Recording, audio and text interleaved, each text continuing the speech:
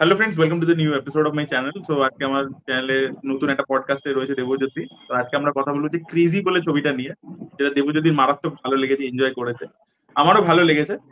তো আমরা দুজনে এটা নিয়ে আলোচনা করবো, ক্রেজি নিয়ে। তো আমি প্রথমেই বলে দিচ্ছি, যারা ছবিটা এখনো দেখেননি তারা এই ভিডিওটা স্কিপ করে যাবেন, তার কারণ হচ্ছে স্পয়লার থাকবে। আমরা ছবিটার প্লট পয়েন্টস নিয়ে কথা বলবো, ডিটেলে কথা বলবো, অনেক কিছু রিভিল হয়ে যাবে। তো যারা এখনো ছবিটা দেখেনি তারা ভিডিওটা স্কিপ করে যায়। তো দেবজ্যোতি, তোমার ক্রেজি এতটা ভালো লাগলো কেন? মানে তোমার ভিডিওটাও দেখেছি আমি, you are very much excited about the film, কেন? হ্যাঁ, দেখো ক্রেজ দু রকম সিনেমা হয় ভালো, ঠিক আছে। একটা তুমি সিনেমাগত দিক দিয়ে এনজয় করো, দ্বিতীয়ত আমি হলে বসে এনজয় করো।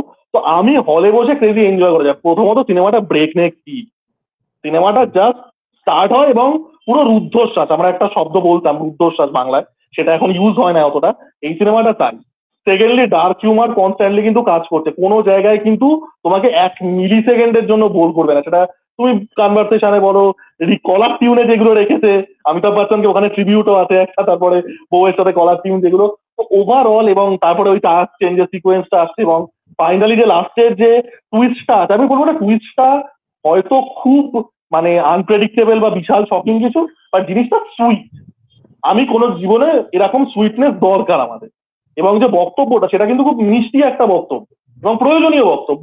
তো ওভারঅল আমি ভীষণ এনজয় করেছি এটা, না, অবশ্যই। লোকে বলো বলো।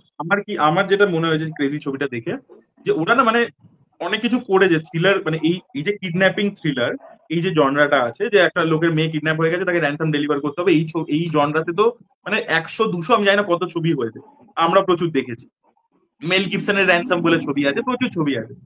মানে আমি নাম করতে গেলে শেষ হবে না। এবার ওটার সাথে ওরা অনেক কিছু কিন্তু কম্বাইন করেছে, এই জনরাটাকে নিয়ে, কিন্তু তার মধ্যে অনেক কিছু জনরা কিন্তু ম্যাশ আপ করেছে।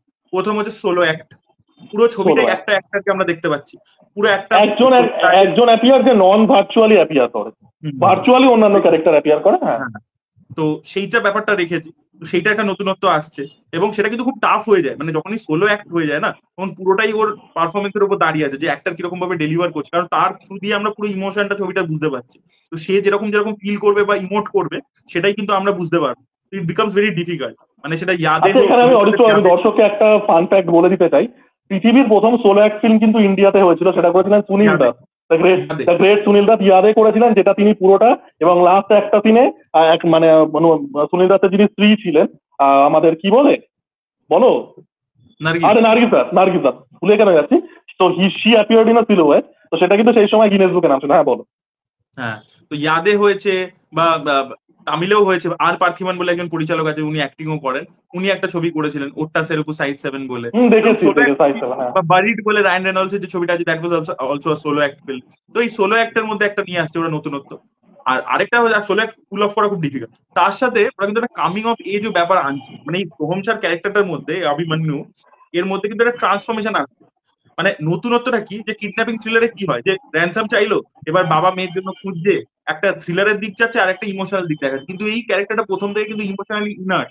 এ কিন্তু মেয়েকে বাঁচাতে চাইছে না, এর কাছে কিন্তু নিজের কেরিয়ার বা প্রায়োরিটি সেগুলো কিন্তু আগে। ঠিক আছে, মেয়েকে তো ও পছন্দ করে না, বলছে মানে ও ডাউন সিনড্রোম আছে বলে। তো সেই ব্যাপারটা কিন্তু একটা নতুনত্ব দিচ্ছে, যেটা কামিং অফ এজও ব্যাপার আছে। ক্যারেক্টারটার হুম। মধ্যে কিন্তু একটা ট্রান্সফরমেশন আসছে গ্র্যাজুয়ালি যত এগোচ্ছে গল্পটা। তো এই যে ম্যাশ গুলো করেছে ওরা, সেটা আমার খুব ইন্টারেস্টিং লেগেছে। এবং তার পাশাপাশি সিনেমাটা কিন্তু অনেকটাই রিয়েল টাইমেও, মানে স্ক্রিন টাইমে আমরা যেটা ফিল করছি, রিয়েল টাইমে সিনেমাটাও ধরো 2-3 ঘন্টারই কিন্তু গল্প বলছে, একটা আফটারনুনের গল্প কিন্তু বলছে।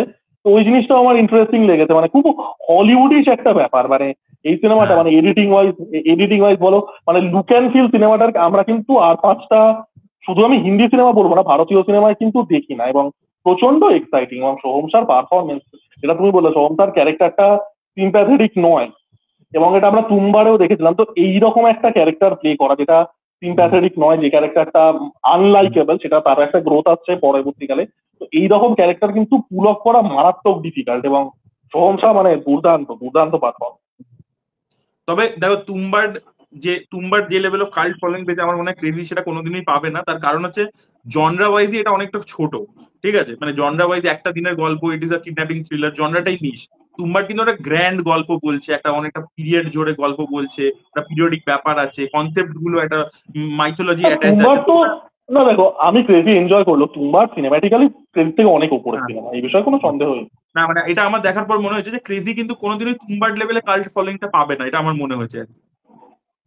এবং সেই জন্য আর আরেকটা ব্যাপার হচ্ছে ওই সিকোয়েন্সটা যেটা তুমি বলছো টায়ার চেঞ্জিং সিকোয়েন্সটা কিন্তু দুর্দান্ত ভাবে ওরা ডিজাইন করেছে। ওটা যে তিনটে জিনিসকে মাল্টিটাস্কিং করছে, মানে ওটা আমার ব্যাপক লেগেছে। মানে ওই জায়গায় যে টেনশনটা ফিল করা গেছে লিটারালি, যে অপারেশন করছে ভিডিও কলে, ওইদিকে টিমকে ইনস্ট্রাকশন দিচ্ছে, আবার ওইদিকে টায়ার চেঞ্জ করছে, তারপরে কি ওটা পিঁপড়ের গর্তে পড়ে যাচ্ছে। হ্যাঁ, ওইটা।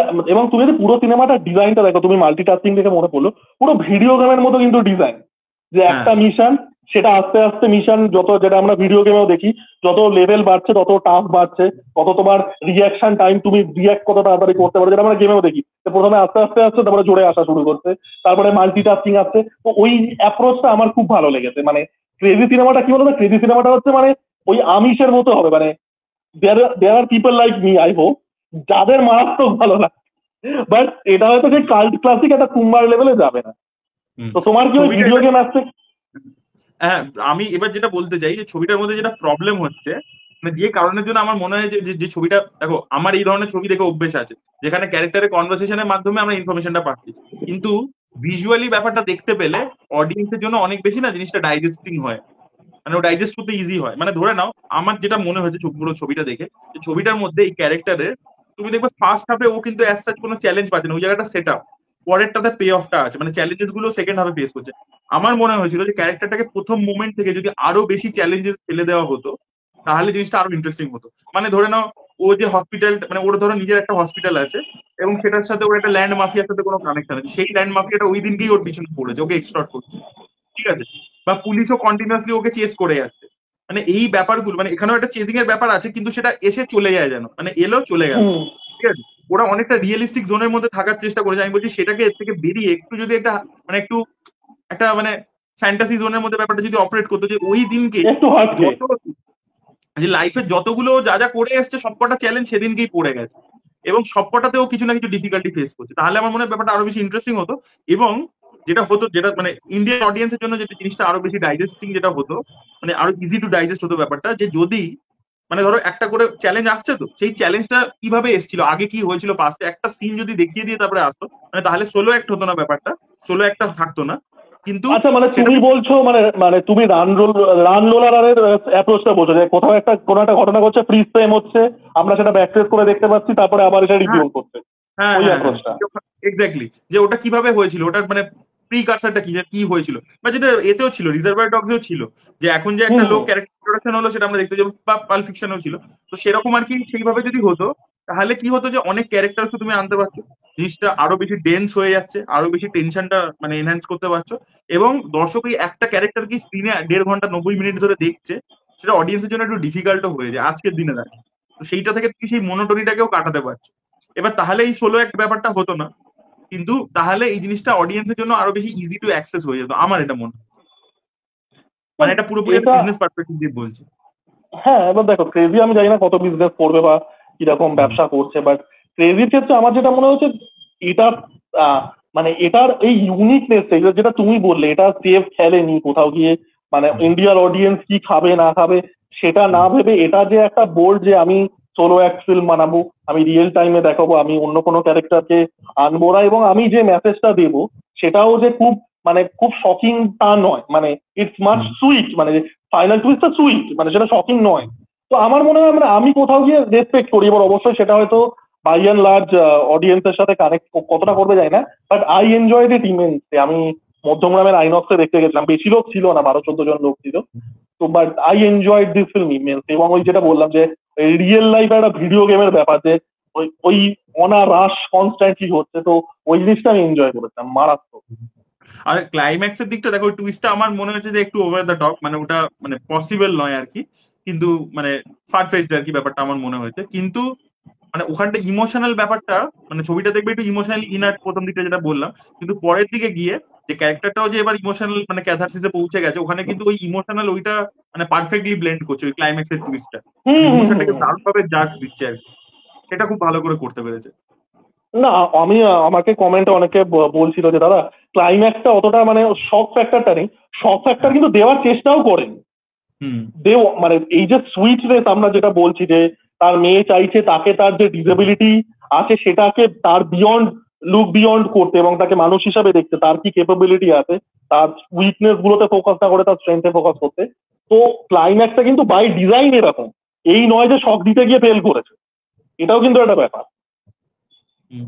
ইরফান খানের যেন এরকম একটা কিডন্যাপিং থ্রিলার ছিল, এখন আমার নামটা ছবিটা মনে নেই, মোস্ট প্রবাবলি মানে ডেড লাইন না কিছু এরকম নাম ছিল। ইরফান খান ছিল, ব্ল্যাকমেল ব্ল্যাকমেল ব্ল্যাকমেল না, ব্ল্যাকমেলটা তো ওই ফোন বুথ থেকে টোকা, ওটা তো ওই কাঙ্গনা রানাওয়াত আর সঞ্জয় দত্ত না ছিল। না না না, ওটা নক আউট, তুমি গুলিয়ে ফেলছো। ব্ল্যাক, তুমি যেটা বলছো নক আউট, ওটা তো যে সঞ্জয় দত্ত, ও তো আলট্রা ক্রিঞ্জ সিনেমা। না না, ব্ল্যাকমেল তো ডার্ক কমেডি স্পেসের মধ্যে পড়ছে। আমি বলছি যে আরেকটা ছবি আছে, ওটা কেরিয়ারে প্রথম দিকে করেছিল, ইরফান খান ছিল, কঙ্কনা ছিল, আহ, না ওনার নাম হচ্ছে জাকির হোসেন বলে একটা অ্যাক্টর আছে না, শ্রীরাম রাজনের ছবির মধ্যে থাকে, রামগোপাল বর্মা কাজ করতেন।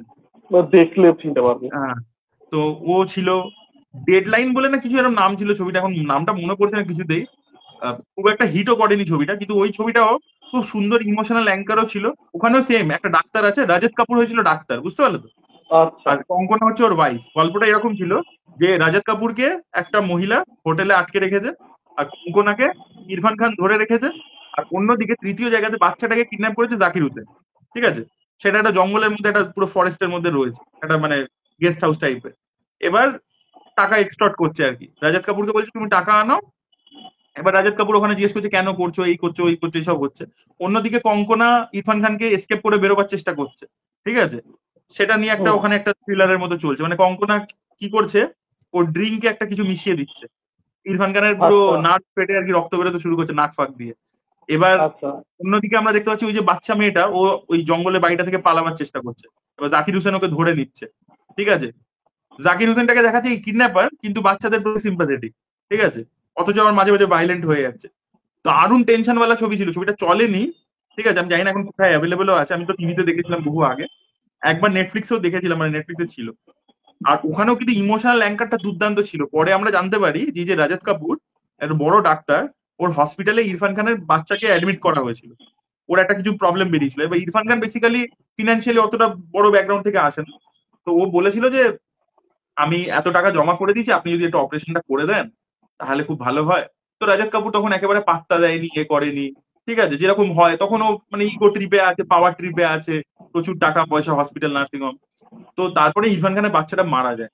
তখন ওর ওয়াইফ হচ্ছে ওই মেয়েটা যে হচ্ছে ওই রাজত কাপুরের সাথে হোটেলের রুমে রয়েছে, ও আর জাকির হোসেন হচ্ছে ওরই শালা। ওরা তিনজন মিলে এই প্ল্যানটা বানায়।